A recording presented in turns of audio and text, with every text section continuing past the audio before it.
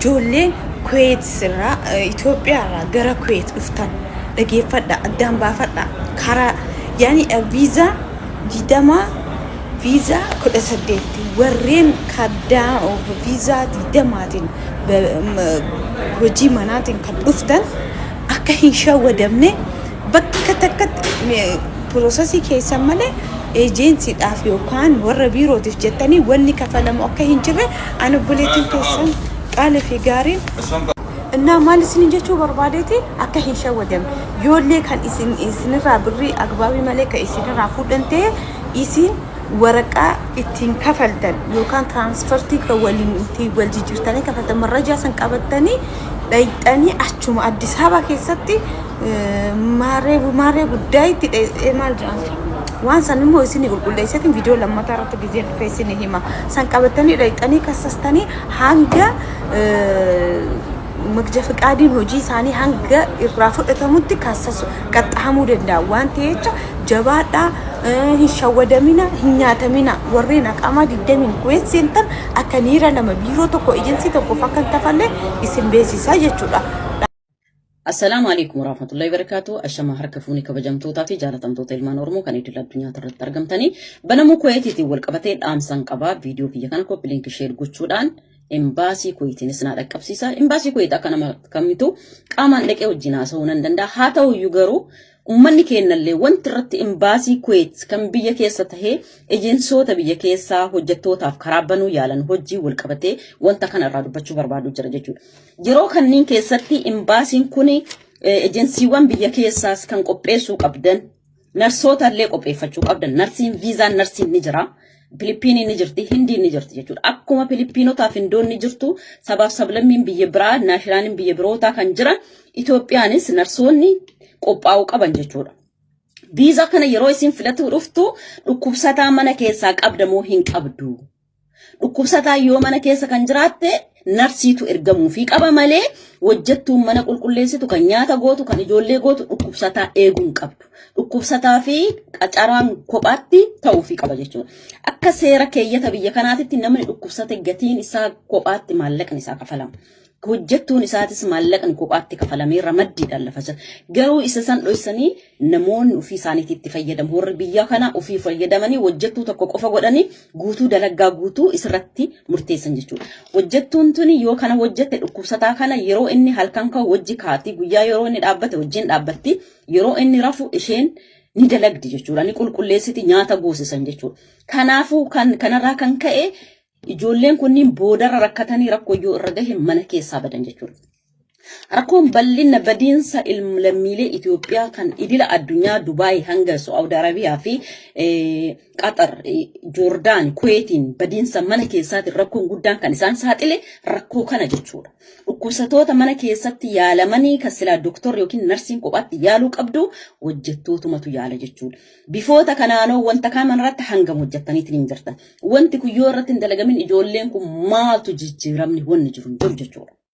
Biyyoota kana keessatti hanga waggaa dheeraa turetti rakkooleen biyya kana keessatti hojjettoota mudatu namni dhama dhukkubsatu gatee biyyaa mana sanii bahee biyya kana keessallee bahuu hin danda'u dhiifafni dhufee afuun dhufee dhiifamni kennamuuf jechuudha. Yookiin lafa jalatti dabarsanii yookiin immoo murtii du'aa irratti fudhatan jechuudha. Maafi dhukkubsataa gattee mana keessaa baatee jedhuun jechuudha. Narsoonni qophaa'uu qabu, narsoota qopheessuu qabdanii, narsootaan karaan kun warra dhukkubsatuufillee lafa kaa'uu qabdanii. Viizaan narsii kan 20 ni jira. Gatiin isaanii ramadamu gatii olaanaadha. Shufeertonni ni jirti. Warri kaddaamaa ta'ee hiqaamumti hojjettoota kanaan ta'e hojjettoota mana keessaa ta'e shufeera yookiin konkolaachistoonni dubartootaa ni jira. Ni fudhatama lammiin biraa ni kennama. Itoophiyaas kunis akka sirraa wantoonni kunniin guutuun isaa ulaagaaleen kunniin akka lafa kaahamu shufeertonni yookiin konkolaachistoonni dubartiitis akka jiraatu qopheessuun dirqama jechuudha imbaasii fi ejensiiwwan alarraa fi keessatti illee hojjetan jechuudha. Hangi rakkoo lammii kennaa bifoota kamiin akka dhaabuu dandeenyu ulaagaaleen guutamuu qabu dhukkubsoota narsiin eegduu warra dhukkuba sukkaaraa fi warra ijaanin agarre daa'imman laamshahuu tahee manguddoowwan dhibee adda addaa qabaniif kuniif narsiitu qaxaramaaf jechuudha. Narsiin kunniin namoota dhukkubsatu yeroo inni rafe ni rafuu yeroo inni ka'e ni ka'u jechuudha.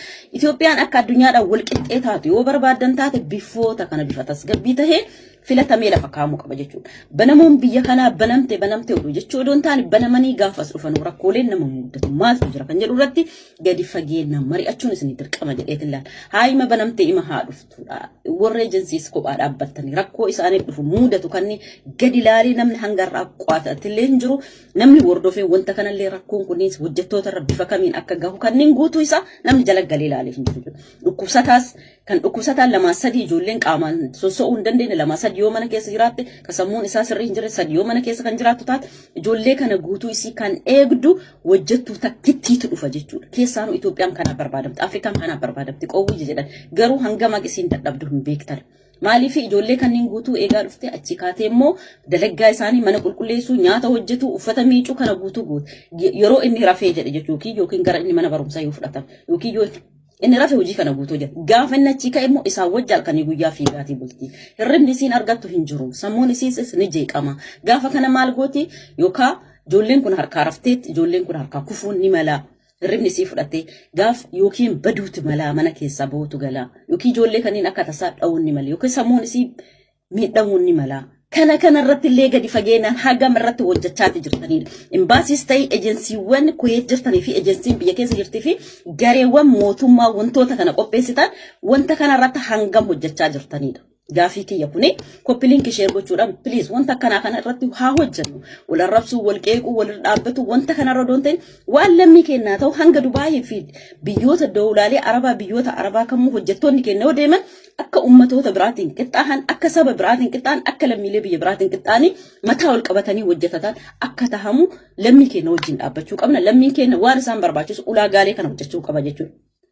Yeroo Madame wajjattu fudhachuu dhuftu maal akka achi qabdu mana keessa dhukkubsatoonni yoo kan qabaattu taate akka ijoolleen kunniin mana san hin dalagane akka deebi'an narsii mataa ofii akka qopheeffattu wantoota hunda jalatti galtanii hojjechuu qabdu jechuudha. Isinii galamiti. Kanaafuu koppiliinki sheer gochuudhaan wanta kana akka irratti mari'attan akka wanti kunniin tahamoon tahu Kuwait qofa odoon ta'in dawlaa Arabaa kam keessaa kan baqannee jiraannu jechuudha nuti.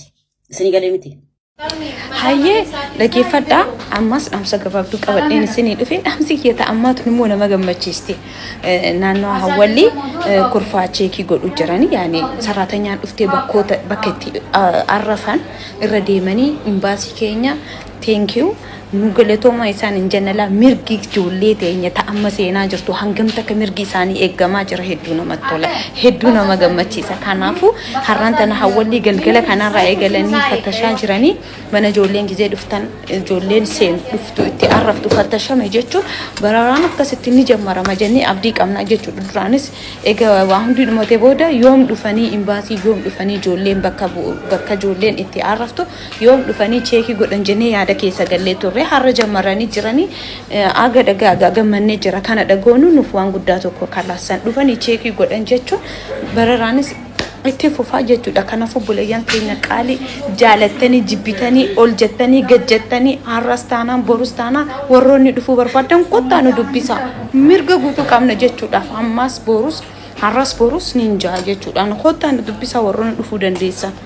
Karaa Kuwait isiniif hin jiraan buleetiin teessan qaaliin jechuun abbaan feete ta'aarte silaawwan qananiin jettu san jechuu barbaada dhiisee hin jiru maaliif namoota sodaadhuuf namoota kabaju waan jiru jecha hin dubbadhu kanaafuu baga gammadanii isiniin jaa hunoo waan jiru akkantiin tartiibaan gaafa bararaan eegales bararaan eegale jeen akkana tartiibaan isinii maharra hunoo